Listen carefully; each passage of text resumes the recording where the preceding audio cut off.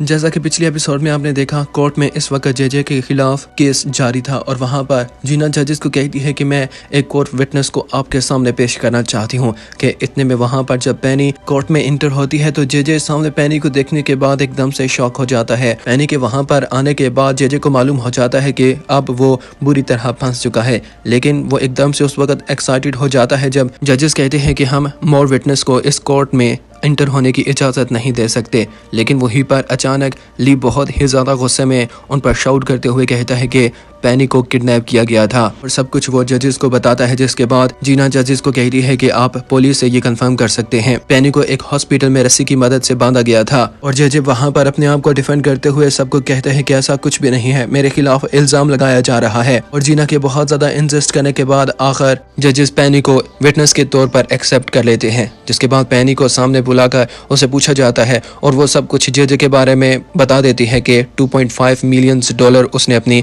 Election campaign में illegal तौर पर यूज किए थे और वो पैसे मैंने खुद डिलीवर किए थे। ये सुनने के बाद जेजे फिर से बिल्कुल हेल्पलेस हो चुका था। अब जब कोर्ट में जेजे के पास और उसके वकील के पास कुछ कहने को नहीं था, इतने में जेजे वहीं पर खड़ा हो जाता है और ऊंचा ऊंचा जीना और ली के ऊपर शाउट करना शुरू कर देता है। यहाँ तक कि वो कोर्ट में जजेस के सामने पैनी को भी धमकी देता है और जजेस को कहता है कि ये मेरे खिलाफ एक कंस्पायरेसी हो रही है, मुझे फंसाने की कोशिश की जा रही है, मेरा मेयर बनना किसी को डाइजेस्ट नहीं हो रहा। और इतने में जीना बोलती है कि मैंने अभी अपनी बात खत्म नहीं की। और जिसके बाद जजेस भी वहाँ पर जेजे को बैठने के लिए कहते हैं। इतने में जीना जब अदालत में जजेस के सामने कहती है कि इसकी तरफ से मुझे भी किडनैप करने और मुझे कत्ल करने की कोशिश की गई थी और जेजे कंटिन्यूसली बोले जा रहा था कि मुझे फंसाने की कोशिश की जा रही है, बात बात पर मुझ पर इल्जाम लगाए जा रहे हैं, ऐसा मैंने कुछ भी नहीं किया। लेकिन अचानक वहां ऑडियंस में से एंड्रयू खड़ा होता है, अपना हाथ खड़ा करते हुए कोर्ट में सबके सामने कहता है कि इसका विटनेस मैं हूं और मैं आपके सामने सबूत रखना चाहता हूं कि जेजे ने ऐसा किया था। जेजे ने जीना को किडनैप करके कत्ल करने की कोशिश की थी।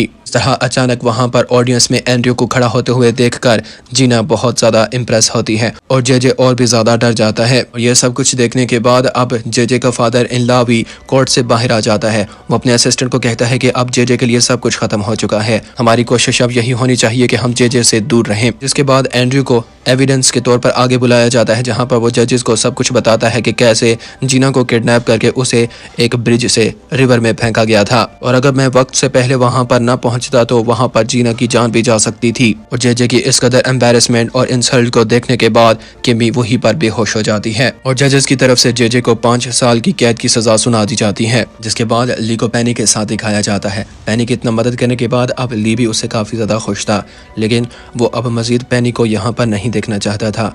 वो उसके हाथ में कुछ एसेट्स और कुछ पैसे देने के बाद उसे कहता है कि तुम हमेशा के लिए अब यहाँ से जाकर अपनी जिंदगी खुशी के साथ जी सकती हो। लेकिन पैनी काफी ज्यादा इमोशनल दिखाई दे रही थी, लग रहा था जैसे उसका यहाँ से जाने का प्लान नहीं था, वहाँ पर वो ली के साथ रुकना चाहती है। यहाँ तक कि ली के सामने उसकी आंखों में टीयर्स आ जाते हैं और पैनी जब वहाँ से जाने वाली होती है, ली एकदम से फिर से पैनी को आवाज देता है। पैनी जब पीछे मुड़कर देखती है तो ली उसका शुक्रिया अदा करता है कि तुमने अपनी जान खतरे में डालकर हमारी बहुत मदद की है, मैं तुम्हारा ये एहसान कभी भी नहीं भूलूंगा। पैनी काफी ज्यादा इमोशनल ली को कहती है कि तुम्हें जब भी मेरी जरूरत हुई तो मुझसे तुम कांटेक्ट कर सकते हो और मुझे किसी वक्त भी बुला सकते हो। और नेक्स्ट डे दिखाया जाता है जहां पर जेजे को प्रिजन यूनिफॉर्म पहना दिया गया था, उसे हथकड़ी के साथ बांधकर एक जेल में लेकर जाया जा रहा था। वहां पर अचानक ली के साथ सामना होने के बाद जेजे जो अभी भी मुस्कुरा रहा था, ली उसे कहता है कि अब जानबूझकर इस फेक स्माइल को मेरे सामने मत लाओ, मैं जानता हूं कि इस वक्त तुम पर क्या गुजर रही है। वो एकदम से गुस्से में आ जाता है।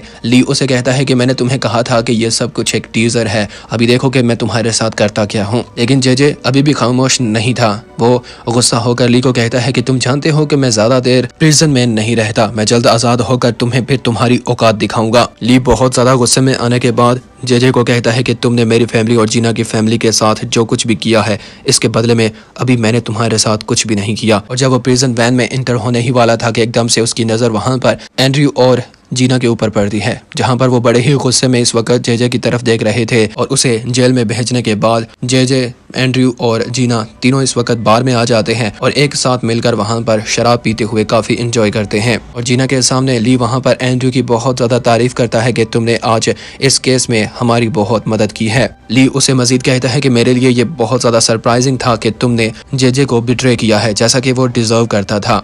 एंड्रयू ली को बताता है कि मैंने जीना से वादा किया था कि जेजे को हम दोनों मिलकर जेल में भेज कर रहेंगे।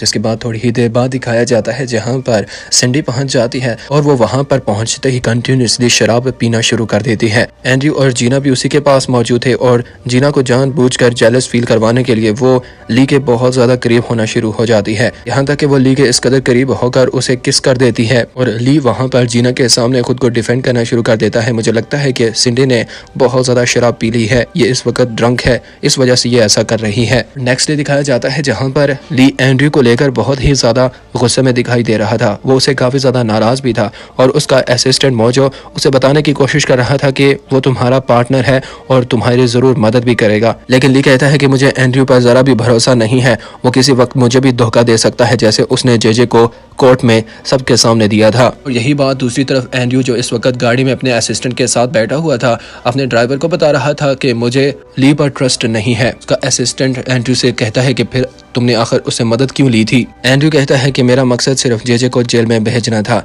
जिसके बाद वो वहां पर सिंडी के बारे में भी बात करता है कि वो जानबूझकर अब सिंडी के करीब होना चाहता है ताकि वो मेरे फादर के करीब होकर उससे फायदा ले सके। मुझे ली पर यकीन नहीं है, वो किसी वक्त भी मुझे धोखा दे सकता है। वो दोनों इस वक्त एक दूसरे के बिल्कुल अगेंस्ट हो चुके थे। जिसके बाद चेयरमैन की वाइफ और नेथन को दिखाया जाता है जहाँ पर वो इस वक्त किम्मी के फादर के पास मौजूद थे और वहां पर वो जनरल मीटिंग को लेकर काफी ज्यादा सीरियस थे। और वहां पर चेयरमैन की वाइफ कहती है कि जेजे को हम बेस्ट लॉयर की मदद से एक अपील के जरिए दोबारा आजाद करवाने की कोशिश करेंगे। जेजे को जेल से आजाद करवाने के लिए स्टेट के टॉप लॉयर्स के बारे में डिस्कस कर रहे थे। चेयरमैन की वाइफ और नेथन वहां पर किम्मी और उसके फादर को कहते हैं कि हमें जेजे की तरफ से सिर्फ एक कागज का टुकड़ा चाहिए जहां पर वो ये बात लिखकर हमें ये प्रूफ दे के इसके बाद जनरल मीटिंग में उसके जितने भी राइट्स हैं वो सब हमें दे देगा। वहां पर किमी और उसका फादर उनके सामने भी डिमांड रखते हैं कि अगर आप हमारी मदद लेना चाहते हैं तो इसके बदले में आपको डोडो होटल हमारे नाम करना होगा। अगर वो होटल आप हमारे नाम कर देते हैं तो उसका जितना भी कमीशन होगा वो आपको मिलेगा। लेकिन नेथन इस डिमांड पर जरा भी खुश नहीं था और नेथन जब साफ साफ इनकार कर देता है तो वो दोनों जब वहाँ से जाने वाले होते हैं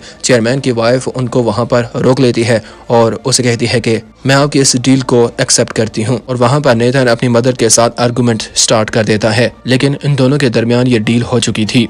जिसके बाद आप देखेंगे जहाँ पर एंड्रयू जेल में मिलने के लिए जेजे के पास पहुंच जाता है और जेजे भी वहां पर एंड्रयू को देखने के बाद एकदम से शॉक हो जाता है कि मैंने सोचा था कि तुम अब मुझसे गेट रिड होने की कोशिश करोगे लेकिन फिर से तुम यहां पर पहुंच जाए। एंड्रयू कहता है कि मैं यहां पर तुम्हारे साथ एक बहुत अहम बात करने के लिए आया हूं, अगर तुम किसी और के इशारों से काम करते रहे तो तुम्हें इसके बदले में कुछ भी नहीं मिलेगा। जेजे काफी ज्यादा सरप्राइज होकर एंड्रयू को कहता है कि क्या तुम अब अपने रूल्स बनाने जा रहे हो। जिसके बाद पास असिस्टेंट से एंड्रयू एक फाइल लेता है जो जेजे को देता है और एंड्रयू कहता है कि ये फाइल देखने के बाद तुम्हें पता चल जाएगा कि आखिर मैं क्या कहना चाहता हूँ। वो फाइल देखने के बाद जेजे काफी ज्यादा परेशान हो जाता है क्योंकि उस फाइल में टैक्स के रिलेटेड और मनी लॉन्ड्रिंग और इसमें जितनी भी इलीगल एक्टिविटीज थी वो सारी उस फाइल में सेव थी। एंड्रयू कहता है कि बिजनेस के दौरान तुमने हर वो काम कमिटेड किया है जो कि इलीगल था। जिसके बाद एंड्रयू वहां पर जेजे के सामने हंसना शुरू कर देता है क्योंकि जेजे बहुत ज्यादा सरप्राइज था कि ये सारा डेटा आखिर एंड्रयू के हाथ में कैसे लगा। जेजे के इस तरह सरप्राइज होने के बाद एंड्रयू उसे कहता है कि मैं जानता हूँ कि तुम इस वक्त शौक हो कि ये सब कुछ आखिर मुझे कैसे पता चला।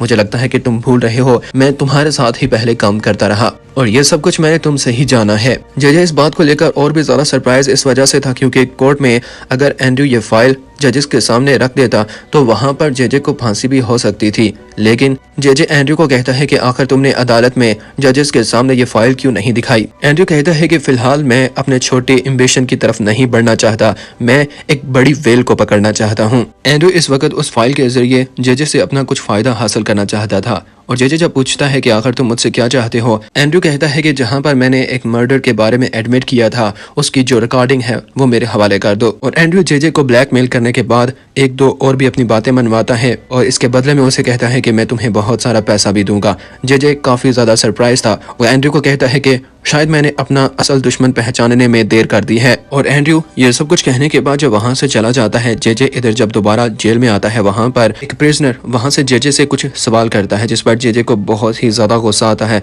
और वो उसे बहुत बुरी तरह मारता है। और उस प्रिजनर को बुरी तरह मारने के बाद वो अभी भी बहुत ज्यादा गुस्से में दिखाई दे रहा था। खुद से बात करते हुए कहता है कि मुझे बहुत बड़ा धोखा दिया गया है, मुझे फूल बनाया गया है। जिसके बाद एंड्रयू का असिस्टेंट एंड्रयू को कहता है कि अगर तुम समझते हो कि ली तुम्हें नुकसान पहुंचा सकता है या फिर तुम अगर उस पर ट्रस्ट नहीं करते तो फिर आखिर तुमने जीना को उसके हवाले क्यों किया था, तुमने जीना से उसे क्यों मिलने दिया था।